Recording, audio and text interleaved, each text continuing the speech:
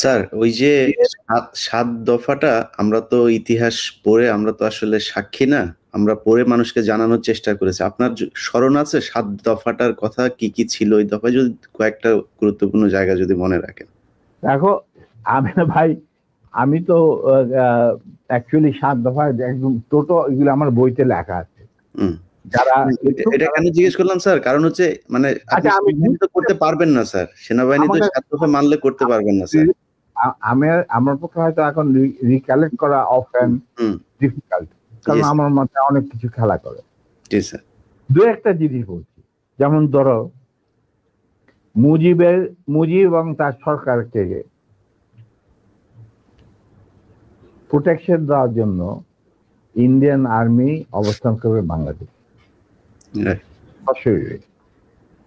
বাংলাদেশের কোনো শক্তিশালী সামরিক বাহিনী গঠিত হবে না।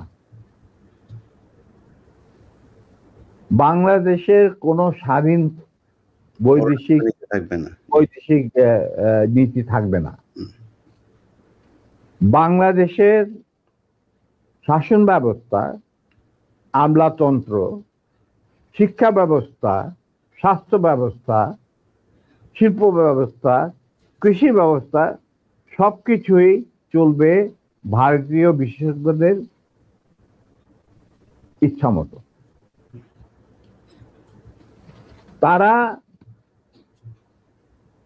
মুজিব বিরোধী কোনো মানুষকে বাঁচিয়ে রাখা হবে না। তার জন্য যত লোক মারা দরকার মারা হবে, যত লোককে লুলা ল্যাংড়া করা হবে, চক্ষু তুলে নেওয়া হবে, মেয়েদের ইজ্জত লুণ্ঠন করা হবে, কোনো সমস্যা নাই।